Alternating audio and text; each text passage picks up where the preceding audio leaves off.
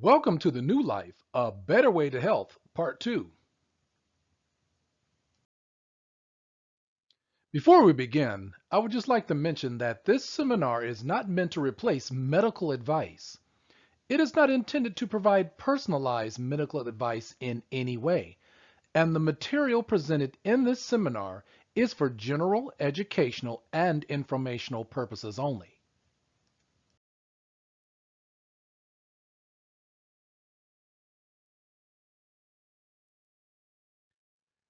Welcome to our second session of Going from Sickness to Health as we learn and embrace the principles of the new life.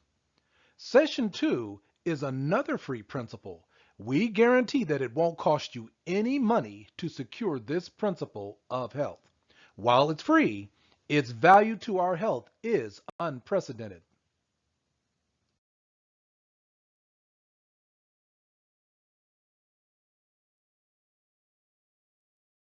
Today we're going to find ways to have refreshing rest. Now, did you know the body needs both daily rest and weekly rest? Most people know about the rest we need each night, but few know how physiologically we also need a weekly rest.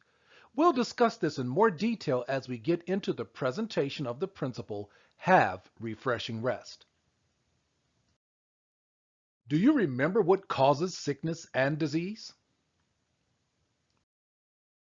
Sickness and disease are an effort of nature to free the system from conditions that result from a violation of the laws of health. As we established in the last session that sickness and disease is not necessarily a bad thing, if it's in the context of the laws or principles of health we're learning each week, it can even be a good thing. Why? It can be a good thing when we view it as a warning that we are not following the principles of the new life. So this evening, we're going to learn about the benefits of having refreshing rest and what happens when we don't have it. Let's launch into this with some facts on sleep. Going to bed earlier is linked with better mental health. Also, sleep deprivation leads to higher blood pressure. Did you also know that sleep deprivation is directly tied to an increase in cholesterol? Sleep duration affects heart health and overall cardiovascular disease symptoms. And lastly, sleep duration is directly linked with increased BMI.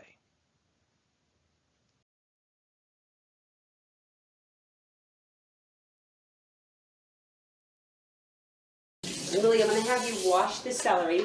Wife, nanny, Oh, I tricked you. mother of three, fitness instructor. Seems like Shelley Halchuk can do it all except for one thing. The one thing I can't do is sleep.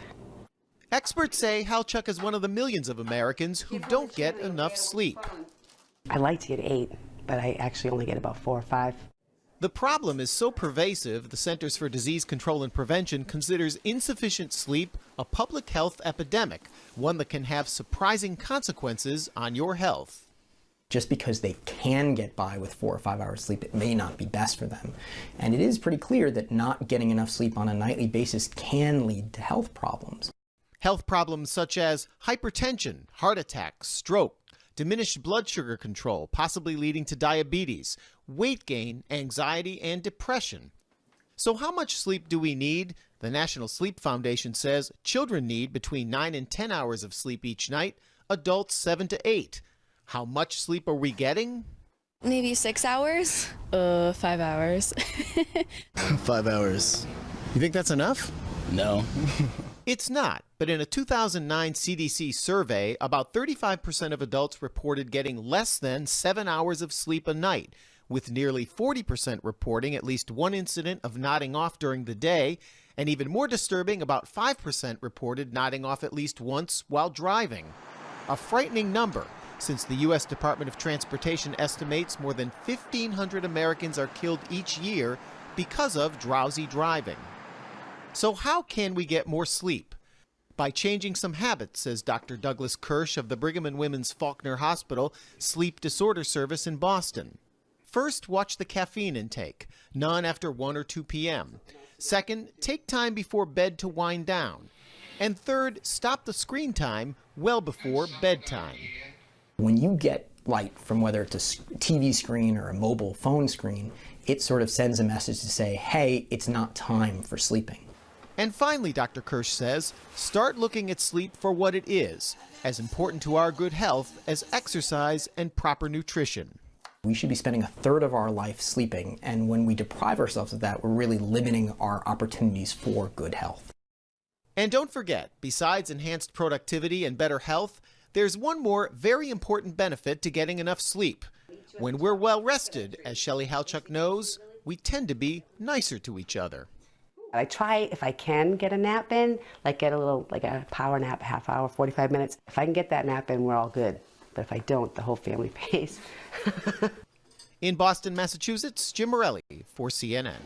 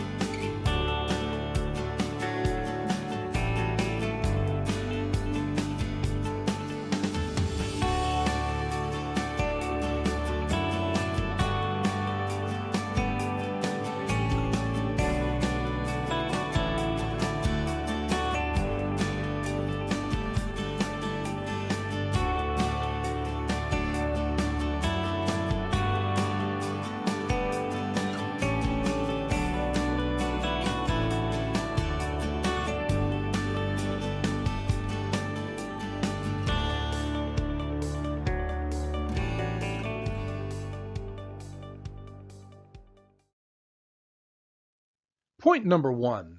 Refreshing rest is going to bed in harmony with your circadian rhythm, the sleep-wake cycle determined by day and night.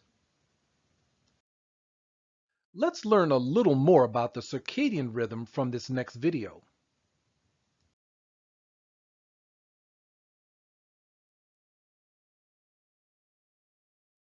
And you know that you have an internal clock. You get tired around the same time every day. You wake up around the same time. You have a basic idea of how much time is passing without having to check. Your biological clock is this precision timepiece in your brain called the suprachiasmatic nucleus, or SCN. It's made up of 20,000 neurons that control all the other timing mechanisms of your body, your sleep cycle, your metabolism, hormone production, even cell division. There are 1,440 minutes in a day, and the SCN counts them with only a 1 to 2% margin of error and keeps it running smoothly. It's called the circadian rhythm. So these 20,000 neurons are working together. They have to be able to stay in sync, right? And that takes constant work from a neurotransmitter chemical called GABA. The SCN also takes clues from outside stimuli, particularly sunlight, because we're diurnal animals. As the sun starts rising later or the days get longer, your clock slowly adjusts to make sure that you're set up to be active at the right parts of the day. Now, the downside is that the internal clock is delicate. It doesn't respond well to big changes in your routine or in nature. A sudden upset to your circadian rhythm can cause your hormone regulation to be out of sync, as well as your wake-sleep patterns and your times of peak productivity. That's why we're so affected by things like daylight savings time and jet lag. But subtler things can throw you off. And a long-term problem with your internal clock can cause serious health issues. For instance, a study conducted by Northwestern University showed that if your school or office doesn't get enough daylight, you will wind up getting about 45 minutes less sleep a night than people who work in a well-lit building, and the sleep is lower quality overall. And another study from Harvard showed that working just one night shift can impair your glucose tolerance, and in the long term, that can lead to obesity and even type 2 diabetes. Point number 2. While resting, the body undergoes restoration and repair. Science shows that our bodies go through a process of restoration and repair. This is necessary for our tissues and muscles because of the natural use they get from movement, exercise, and so on. While sleeping, our body's immune system also gets recharged. So when we don't get the necessary sleep, our immune systems are weakened.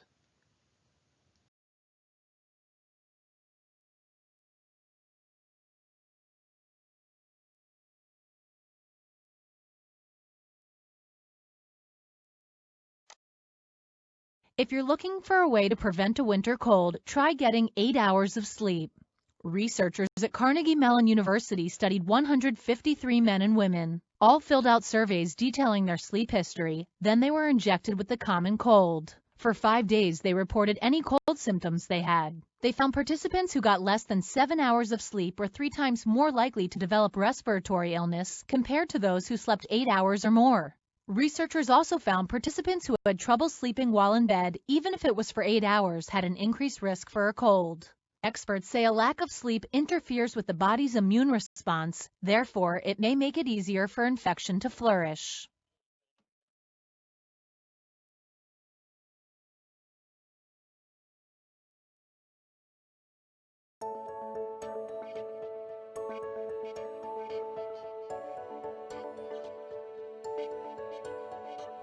Today we're examining sleep. How does light affect sleep? Do you ever wake up a minute or two before your alarm clock rings? If you do, your circadian rhythm, a cycle that tells our bodies when to sleep, rise, and eat, is synchronized. This internal body clock is affected by environmental cues, like sunlight and temperature. Exposing yourself to sunlight syncs your body clock more closely with daylight. That's why, if you've been out all day skiing, for example, you're more likely to get tired as soon as the sun goes down. If you're outside in the sunlight, you're getting 1,000 times more light than you would get indoors. Artificial light can also interfere with sleep. When you use a smartphone or tablet at maximum brightness before bedtime, it can suppress your normal nighttime release of melatonin, a key hormone in the circadian system. Melatonin tells the body that it's night, helping to make us sleepy. Mount Sinai sleep experts recommend a few small changes that can help minimize the problems associated with artificial light and sleep. Don't keep your phone near you when you sleep, and avoid all artificially lit screens like televisions, tablets, and smartphones right before bedtime. Turn down the brightness of your screen and opt for light text on a black background. If you must use your devices right before bedtime, consider purchasing blue light blocking sunglasses or blue filtering screen protectors. Reading a book before bedtime is always the best choice. That new email can probably wait for a response until the morning.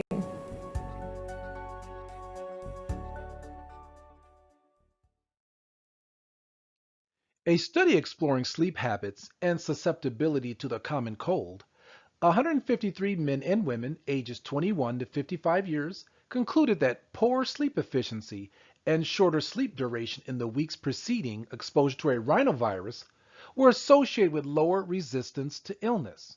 In other words, when sleep is not deep and restful, the immune system is compromised and too weak to fight off subsequent exposure to cold and flu viruses. So sleep deprivation, both short-term and long-term, can affect your immune system and therefore your resistance to disease. Even 3 hours of lost sleep on a single night can reduce the effectiveness of your immune system by 50%. Point number 3. Since sleeping reinforces our immune systems, we need rest to fight sickness and disease. Point number 4. One of the key sleep hormones is called melatonin, which not only regulates sleep, but also appetite, among other hormonal and biological functions. This is interesting.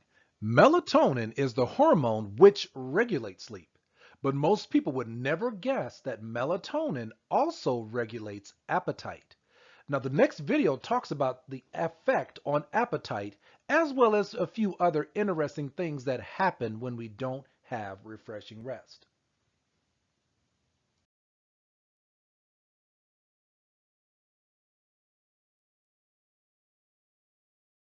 But here's the deal.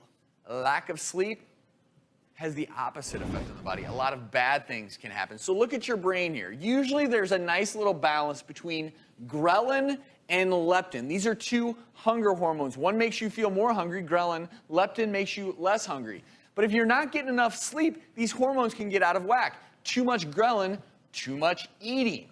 Well, why is that a big deal? Lack of sleep, too much eating also affects your cortisol levels. So your body produces more and more cortisol. That affects every single organ system in your body. We've talked about this on the show before. Cortisol and everything else can cause increase in headaches as you feel more stressed, frantic. There's just too much. You're overwhelmed when you're sleep deprived. You're tired, but all these cortisol, this increase in cortisol makes you feel more tired than you actually are. And then last but not least, your body is packing on the pounds, visceral fat, belly fat increases with lack of sleep. And all these things together, this increase in cortisol, lack of sleep, can honestly increase your risk of having a fatal heart attack if this is a constant thing over time. The use of the graphic illustrations and animations in these clips make the issue so clear, don't they? Let's take another look at a news clip which shows yet another chronic lifestyle disease that is up to 75% preventable. It's preventable by simply obeying the principle, have refreshing rest, during the times that are in harmony with our natural body rhythm.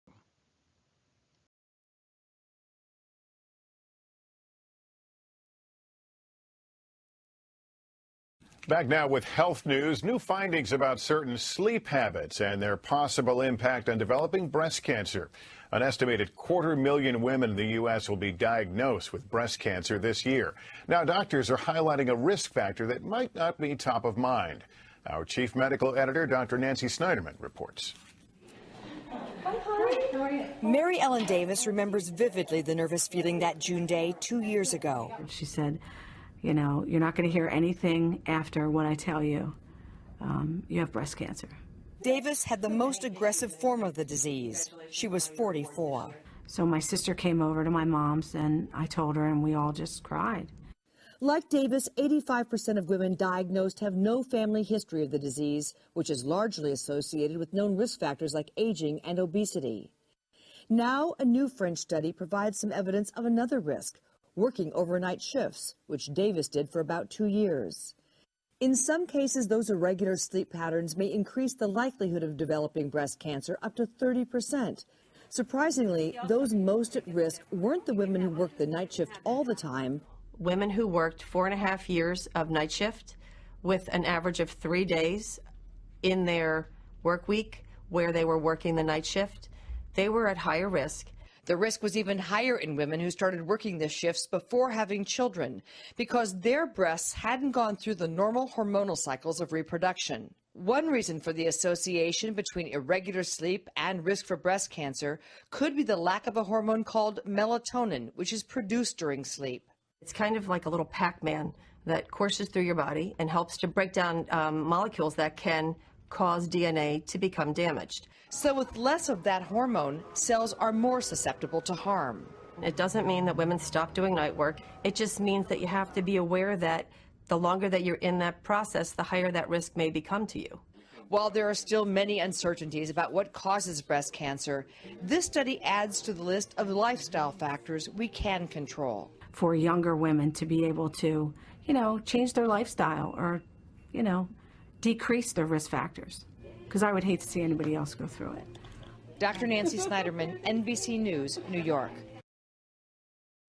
Not getting enough sleep and having it interrupted throughout the night increases the growth and speed at which cancer cells spread and has been a strong predictor of early death in cancer patients, including the cancer of the colon. Therefore, proper sleep is crucial to both preventing cancer and fighting it. Sleep problems alter the balance of cortisol and melatonin, two hormones with a direct connection to cancer cells. A 2010 study showed that regulation of the circadian rhythm affected pituitary and adrenal interaction often overlooked in cancer research. Melatonin, which the brain produces while you sleep, has antioxidant power which may help prevent damage to cells in the first place, reducing the risk of cancer. Psychosocial factors, the effect that interaction with others bears on the mind and mood, may affect the course of cancer and its progression by disruption of neuroendocrine and immune circadian rhythms. Supportive relationships are healthy, whereas stressful relationships are harmful to our health. These harmful relationships can affect sleep ability and cycles, affecting mood and depression, having further negative impact on the immune, endocrine, and metabolic systems, altering hormone levels, and resulting in aggressive tumor progression and earlier death. Cortisol, which helps to keep the immune system in balance by releasing cells that help the body in its fight with cancer, usually peaks after sunrise and decreases throughout the day. For people who work at night, their bodies try to compensate by having cortisol levels peak in the afternoon. But studies in women with breast cancer show that these women generally die sooner from the disease. Now, the studies also show that women who work the night shift have higher rates of breast cancer. Because the body isn't following the proper cortisol rhythm, the T cell count is low, negatively affecting the immune system. This is the case with cortisol levels peaking at the wrong time of the day, as in the study of the night shift workers, or having a flat, unchanging cortisol level throughout the day, which has been a strong predictor of early lung cancer death. Studies also show that this tracking of cortisol levels can greatly aid in predicting early mortality. Point number 5. Lack of sleep can cause a host of health problems, including one of the major lifestyle diseases affecting 1 in 3 or more Americans, and that's diabetes. We just learned from the video that not getting enough sleep can cause breast cancer in women who work night shifts. It can also cause problems with diabetes. Diabetes rates are growing rapidly. Nearly 50% of Americans are diabetic or pre-diabetic. Also, HeReturns conducts diabetes reversal programs.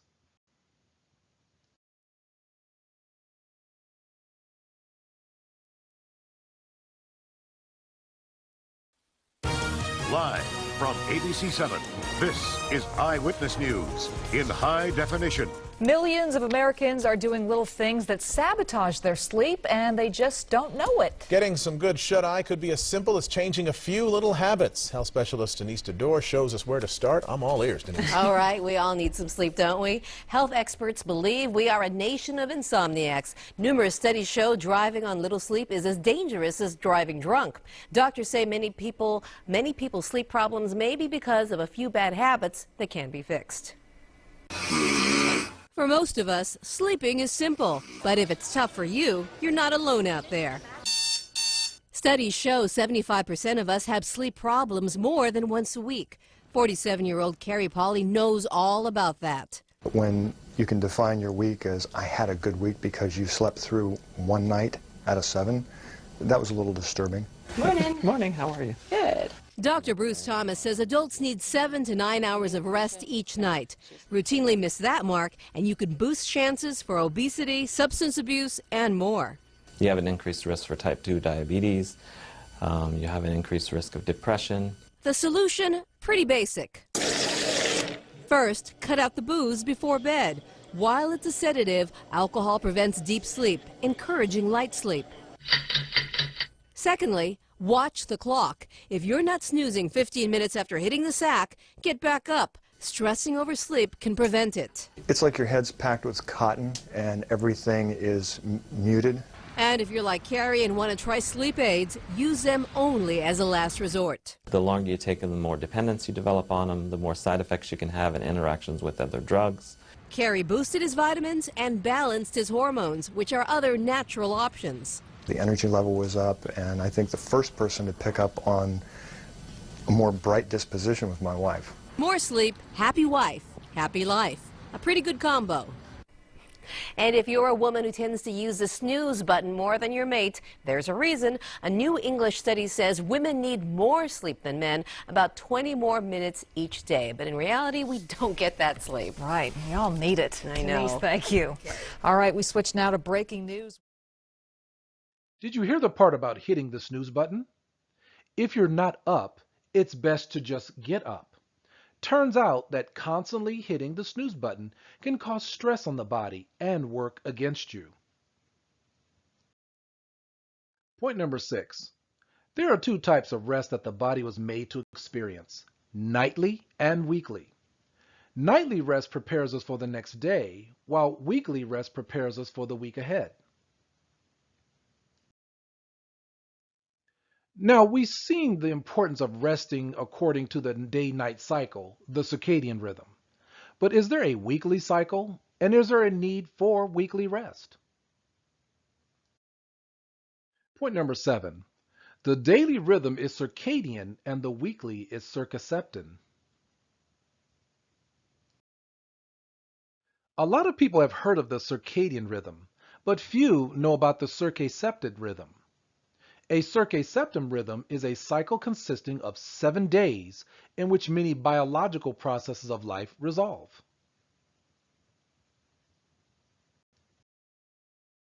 The world's foremost authority in this field, Dr. Franz Hallberg, has proposed that our 7-day body rhythms, far from being passively driven by the social cycles of the calendar week, are in fact innate and autonomous. These innate and autonomous rhythms can be observed down to the cellular level of life. This 7-day cycle, known as the circaseptan rhythm, has also been found in heartbeat rhythm, fluctuations in blood pressure. We don't have time to get deep into this, but let us do something practical and simple. Some of us are going 7 days a week at top speed. Let us try to take a day of rest each week. Point number 8. The most ideal time to get refreshing rest is between the hours of 9 p.m. and 5 a.m. Point number 9. The National Sleep Foundation suggests that adults should sleep 10 to 11 hours. True or false? The answer is false. It is advised that healthy adults need between 7 and 9 hours of sleep per night. I don't know about you, but there is not enough time in my life to sleep 10 to 11 hours every night. The next question for us is, does sleep or the lack thereof affect our memory? Let's hear the science from this video clip.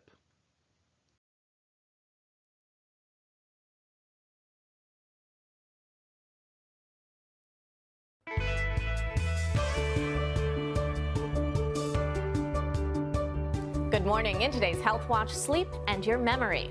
It turns out the amount and quality of sleep you get at night may affect your memory later in life.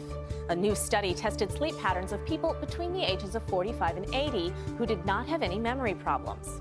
Those who slept less than 6.5 hours or had tiny awakenings throughout the night were more likely to develop plaque in their brains.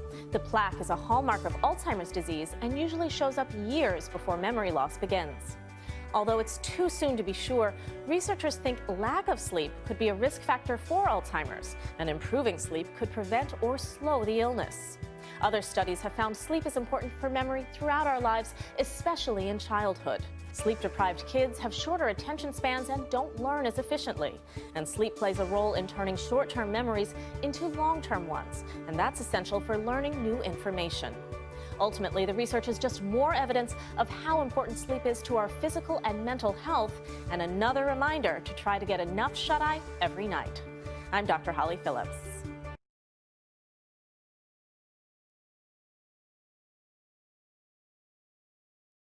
Here's a final true or false question to test your memory, assessing whether you're getting enough rest each night and each week. Since we now know that weekly rest is also important. Not enough sleep can increase obesity and your risk of diabetes. True or false? Watch the next video for the answer.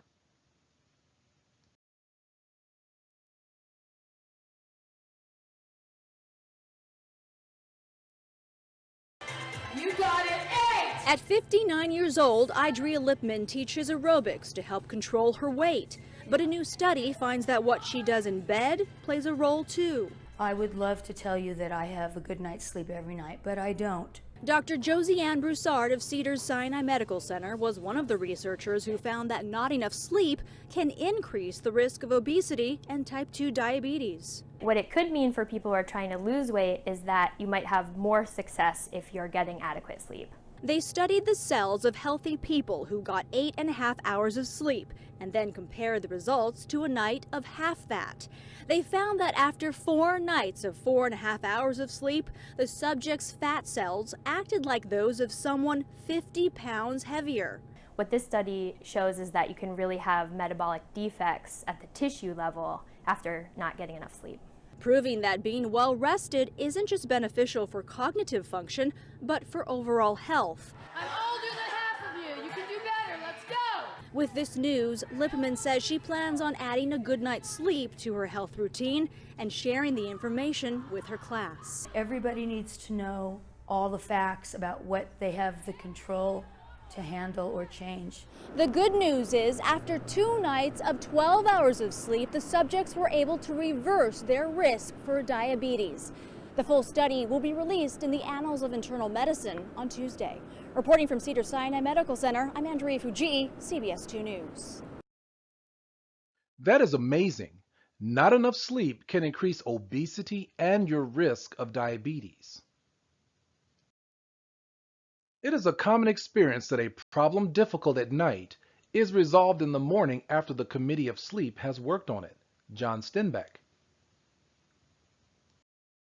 We would like to thank you for attending this week's session on getting proper rest. Until next week, always remember, your health is your choice.